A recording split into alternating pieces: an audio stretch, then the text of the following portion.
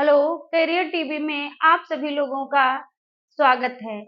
जैसे कि हम इस समय प्रैक्टिस सेट हल कर रहे हैं, तो आज का जो हमारा शीर्षक है, वो है रचनाएं। सबसे महत्वपूर्ण शीर्षक रचनाएं।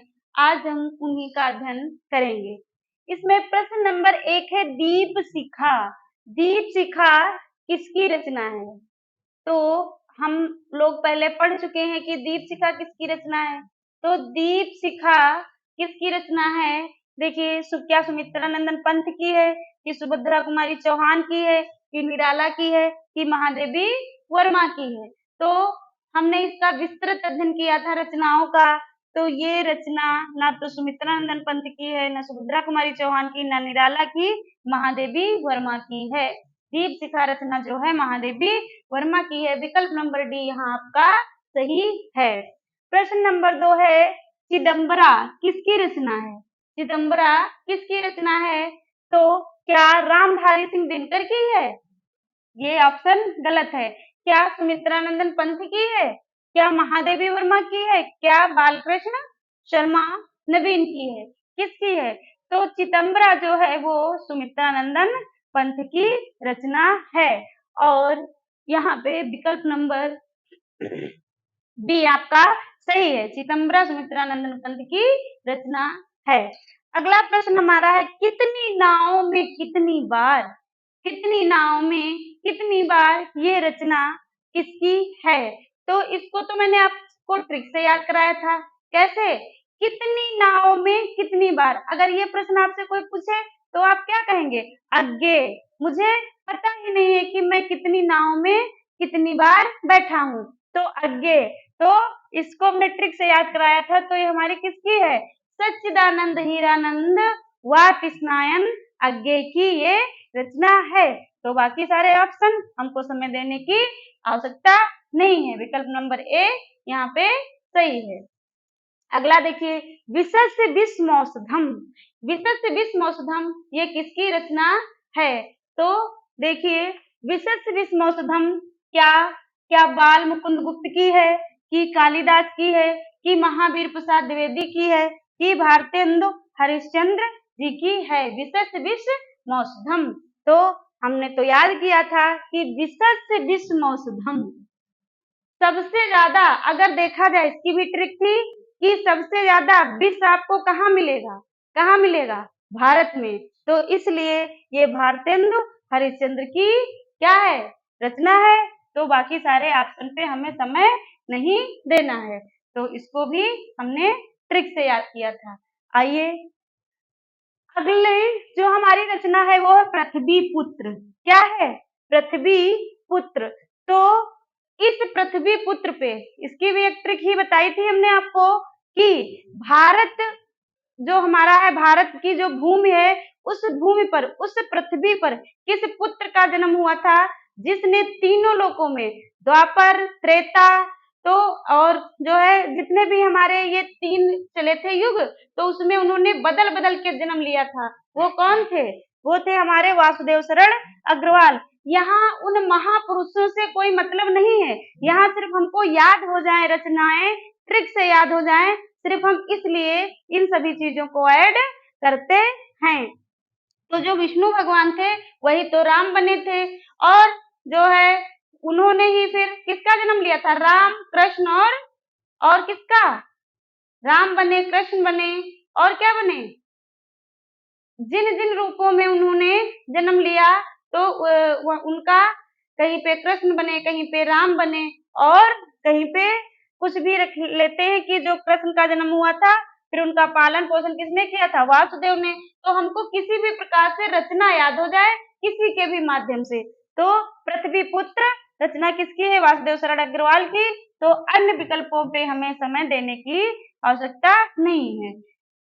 अगला देखिए, अगला हमारा जो प्रश्न है ओलगा से गंगा। ओलगा से गंगा ये किसकी रचना है? तो ओलगा से गंगा क्या रामविलास शर्मा की है, कि नामवर सिंह की है, कि अज्ञे की है, कि राहुल शाम कृत्यायन की है? तो ओलगा से गंगा, इसको भी हमने बहुत अच्छे से आपको बताया था कि जब क्या ये जो राहुल सांकृत्यायन है, ये घुमक्कड़ शास्त्र के नाम से जाने जाते हैं? किस शास्त्र से? घुमक्कड़ शास्त्र के नाम से ये जाने जाते हैं। तो इन्होंने कहाँ की यात्रा की थी? कहाँ की यात्रा की थी? ओल्गा से गंगा तक की यात्रा इन्होंने की थी और इन्हीं को घुमक्कड़ शास्त्र के नाम से जाना जाता है।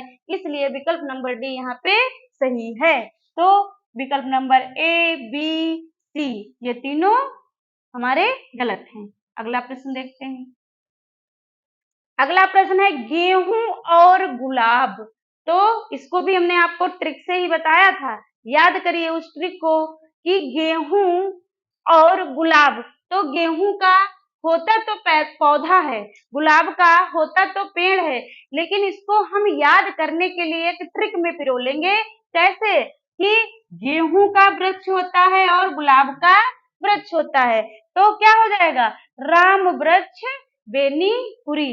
गेहूं का वृक्ष होता है और गुलाब का भी क्या होता है? वृक्ष। वैसे तो ये पौधे हैं, वैसे तो गेहूं और गुलाब क्या है? पौधा है, लेकिन हम इसको सिर्फ याद करने के लिए एक ट्रिक के माध्यम से हम इसको अपने अंदर क्या कर लेंगे? समाहित कर लेंगे। तो गेहूं का भी वृक्ष होता है और गुलाब का भी, तो ये रचना हो जाएगी राम वृक्ष, यानी कि वृक्ष किसके? गेहूं के और गुलाब के। एक ट्रिक बस याद हो जाए हमको। तो राम वृक्ष बेनीपुरी की है, बाकी सारे ऑप्शन हमारे गलत हो जाएंगे। अगला देखिए। अगला हमारा अगली हमारी जो रचना है वो है अखरावट। कौन सी रचना है? अखरावट। तो ये किसकी है? और मैं ये भी बता रही हूँ कि अखरावट जो है ये अवधी भाषा में है। अब आप याद करें कि मैंने कौन सी ट्रिक बताई थी इसको याद करने के लिए। अखरावट किस भाषा में है? अवधी भाषा में। तो किसकी है? क्या जायसी की है, क्या मंझन की है, या मुल्ला दाऊद की है, या कुतुबन की है? तो किसकी है ये रचना? आपने याद किया था कि अखरावट जो रचना है वो मलिक मोहम्मद जायसी की है। बाकी सारे विकल्प यहाँ पे क्या हो जाएंगे? गलत हो जाएंगे। और मैंने आपको ये भी बताया था जब इसकी रचनाओं की जब विस्तृत क्लास हुई थी, तो मैंने आपको ये भी बताया था कि मलिक मोहम्मद जायसी प्रेमाख्यान के एक ऐसे कवि हैं जिन्होंने मात्र जो है किस भाषा में? ब्रज भाषा में रचनाएं की हैं। किस भाषा में की? ब्रज भाषा में। इसलिए जायसी अगर आपसे पूछा जाए अखरावट जो है किस भाषा में, किस भाषा की रचना है, तो ब्रज भाषा की रचना है। विकल्प नंबर ए हमारा सही है। साहित्य लहरी। अब साहित्य लहरी रचना किसकी है? तो किसकी है? क्या चिंतामणि की है, क्या सूरदास की है, क्या केशवदास की है, या तुलसीदास की है? किसकी है? तो साहित्य लहरी जो रचना है ये चिंतामणि की नहीं है, किसकी है? सूरदास की। इसको भी आपने सूरदास की सारी रचनाएं आपने याद करी थी। तो विकल्प नंबर बी यहाँ पे सही है। साहित्य लहरी किसकी है? सूरदास की। आइए अगला प्रश्न देखते हैं। अगला प्रश्न है आपका चिंतामणि। चिंतामणि किसकी रचना है? और ये रचना है वेरी वेरी मोस्ट। चिंतामणि ये बहुत पूछा जाता है और बहुत अच्छी रचना है। तो चिंतामणि किसकी रचना है? क्या महावीर प्रसाद द्विवेदी की है, क्या विवेकी राय की है, या आचार्य रामचंद्र शुक्ल की है, किसकी है? हजारी प्रसाद द्विवेदी की है। तो चिंतामणि किसकी है? चिंतामणि किसकी रचना है? इसको भी हमने ट्रिक से बताया था। ये रामचंद्र शुक्ल की रचना है। जब राम जी वन के लिए उन्हें भेजा गया था, कहा गया था कि 14 वर्ष का वनवास है, तो सभी को तो चिंता हो गई थी, सबको चिंता थी, माता को, पिता को, प्रजा को, सबको चिंता थी, लेकिन राम ही एक ऐसे थे जिनको कोई भी चिंता नहीं थी कि मुझे वन में जाना पड़ रहा है, क्योंकि वो तो सब जानते ही थे, वो परम पिता परमेश्वर थे, उनको सब कुछ पता था कि कब क्या होना है, और जो भाग्य में लिखा होता है वो तो उसको उसी समय उसको भोगना ही पड़ता है। तो चिंता किसको नहीं हुई थी? राम को। तो चिंतामणि किसकी रचना है? आचार्य रामचंद्र शुक्ल। बाकी सारे हमारे विकल्प यहाँ पे गलत हो जाएंगे। अगला प्रश्न देखिए। अगला है नदी के द्वीप। अभी हमने इससे पहले आपको एक रचना बताई थी, कितनी नावों में कितनी बार। क्या बताया था? कितनी नावों में कितनी बार, तो हमने ट्रिक बताई थी अज्ञे, हमें पता ही नहीं है कि मैंने कितनी नाव में कितनी बार जो है भ्रमण किया है या घूमा है। तो ये भी है नदी के द्वीप, तो नदी के द्वीप भी जो है कितने हैं, अज्ञे। अगर आपसे पूछा जाए नदी के द्वीप कितने हैं, तो आप क्या कहेंगे, अज्ञे, हमें पता ही नहीं है कि नदी के द्वीप कितने हैं, सिर्फ याद करने की ट्रिक है और कुछ भी नहीं इसका अर्थ निकालेंगे। तो बाकी सारे ऑप्शन हमारे क्या हैं, गलत हैं। अगला देखिए, अगला प्रश्न है हमारा बीजक, वेरी वेरी मोस्ट रचना। ये बीजक है ग्रंथ, ये क्या है बीजक, बीजक जो है ये ग्रंथ है, क्या है, बीजक जो है ग्रंथ है और बहुत ही मोस्ट है। तो आइए ये किसका है बीजक ग्रंथ, क्या कबीर का है, क्या सूर का है, क्या तुलसी का है, क्या जायसी का है। तो बीजक किसका ग्रंथ है, बीजक ग्रंथ है कबीर दास का और ये बहुत ही मोस्ट है। बीजक ग्रंथ में मात्र 3 ही रचनाएं हैं, साखी, सबद, रमैनी। तो इस बीजक नामक ग्रंथ में मात्र 3 रचनाएं हैं। कौन सी रचना है, एक तो है आपकी साखी, ठीक है, और दूसरी है सबद, साखी, सबद, और तीसरी है रमैनी। ये कबीर जी का, बस इनकी इतनी ही रचनाएं हैं। कबीर दास जी की मात्र एक ग्रंथ है उनका बीजक और उस बीजक में मात्र 3 रचनाएं संग्रहित है, साखी, सबद, रमैनी। ये बहुत ही मोस्ट आपका क्वेश्चन है, तो बाकी सारे विकल्प जो हैं वो गलत हो जाएंगे। अगला देखिए, अगला है आपका सूर सागर। इससे पहले आपने अभी पढ़ा था, देखो ये तो हम अच्छे से पहचान लेंगे, इसमें भी सूर लगा है और यहाँ भी सूरदास, तो अच्छे से इसको हम निकाल लेंगे कि सूर सागर, तो सूर और यहाँ पे सूरदास, तो इसको पूरा कर लीजिए सूरदास, तो क्या हो जाएगा, option number B C D गलत है और विकल्प नंबर बी आपका सही है। इससे पहले आपने पढ़ा था साहित्य लहरी, तो वो भी क्या है, वो भी आपकी सूरदास की ही रचना थी। आइए अगला प्रश्न देखते हैं।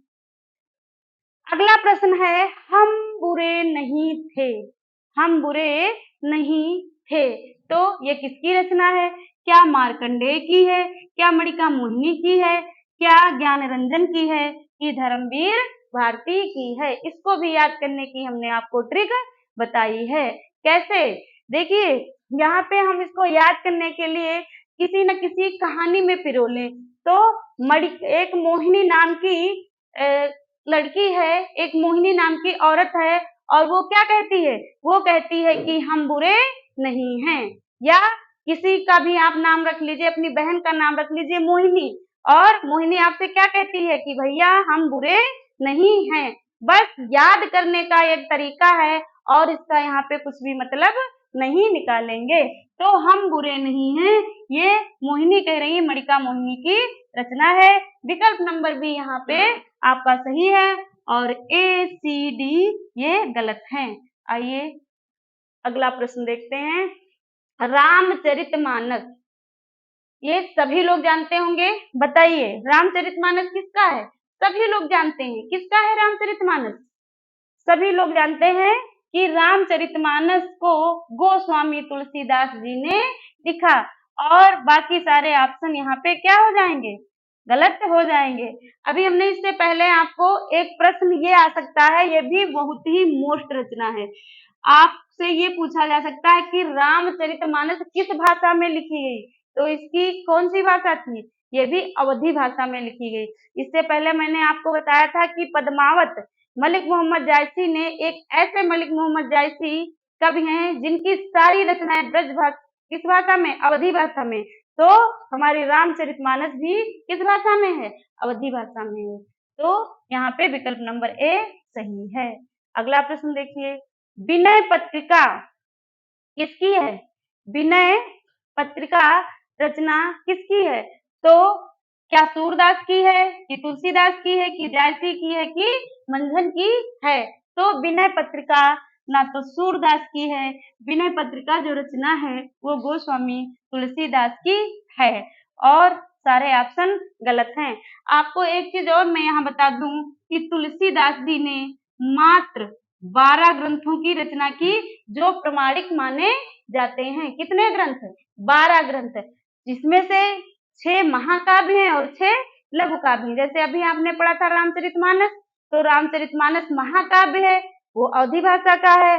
और यहाँ पे आपका विनय पत्रिका, तो इसमें विनय की गई है, विनती की गई है, तो ये भी तुलसीदास जी का ही है। और क्वेश्चन बन सकता है कि तुलसीदास जी ने, गोस्वामी तुलसीदास जी ने कितनी रचनाओं को, उनकी कितनी प्रमाणिक रचनाएं हैं जिन्हें मान्यता प्राप्त हुई है, तो वो रचनाएं हैं 12। ये आप याद रखिएगा। अगला प्रश्न है राग गोविंद। ठीक, राग गोविंद। तो गोविंद का राग कौन गाता था? सभी को पता है कौन गोविंद का राग गाता था। गोविंद कौन? हमारे श्री कृष्ण। और श्री कृष्ण के प्रेम में कौन पागल था? कौन पागल था बताइए, आप ही दीजिए उत्तर। कौन? मीराबाई, सभी जानते हो। तो राग गोविंद यानी गोविंद के गीत या गोविंद के राग या गोविंद के भजन कौन करता था? मीराबाई जी। तो बहुत सरलता से आप इसका उत्तर निकाल सकते हो, याद भी कर सकते हो। तो बाकी सारे ऑप्शन क्या हो जाएंगे? गलत हो जाएंगे। अगला देखिए, अगला आपका है पद्मावत। तो पद्मावत किसने लिखा? इससे पहले आपने पढ़ा था अखरावट, तो अखरावट भी मलिक मोहम्मद जायसी की थी, और ये जो पद्मावत है ये भी किसकी है? मलिक मोहम्मद जायसी की रचना है। और बाकी सारे ऑप्शन यहाँ पे क्या कर देंगे? गलत कर देंगे। जो जायसी है, हमने आपको कई बार रिवीजन कराया कि ये एकमात्र ऐसे कवि हैं जिन्होंने सिर्फ अवधी भाषा में ही रचना लिखी है। अगला प्रश्न देखते हैं। अगला प्रश्न है आपका आखिरी कलाम। कौन सा है? आखिरी कलाम। अब देखिए आपने कितनी रचनाएं याद की। अभी अखरावट, पद्मावत, आखिरी कलाम, ये तीनों रचनाएं किसकी हैं? मलिक मोहम्मद जायसी की। तो बाकी सारे ऑप्शन क्या हैं? गलत हैं। ठीक है, तो याद अभी बताइए आप, मलिक मोहम्मद जायसी की कितनी रचनाएं अभी आपने इसी प्रैक्टिस सेट में याद की, क्योंकि ये मोस्ट कवि हैं। ये जो जायसी जी हैं ये मोस्ट कवि हैं। तो कौन कौन सी याद की? अखरावट, पद्मावत, आखिरी कलाम। तीनों रचनाएं किसकी हैं? तीनों रचनाएं हैं मलिक मोहम्मद जायसी की। आज का हमारा अंतिम प्रश्न जो है वो है प्रेम वाटिका। तो प्रेम वाटिका ये मैं प्रश्न छोड़ रही हूँ, और इसका उत्तर आप कमेंट बॉक्स में दीजिए। इस प्रश्न का उत्तर आप कमेंट बॉक्स में दीजिए। और आप ये भी बताइए, क्या जितनी भी रचनाएं आपने पढ़ी हैं, क्या वो सारी आपको बहुत सरलता से याद हो गई? क्योंकि हर रचना में मैंने प्रयास किया है कि आपको किसी न किसी ट्रिक के माध्यम से, किसी न किसी कहानी में पिरो के वो रचना याद करा दी जाए। तो सभी लोगों को ये क्लास कैसी लगी, लाइक और सब्सक्राइब करिए। अगला जो हमारा शीर्षक रहेगा वो एक नया शीर्षक होगा। जय हिंद, जय भारत।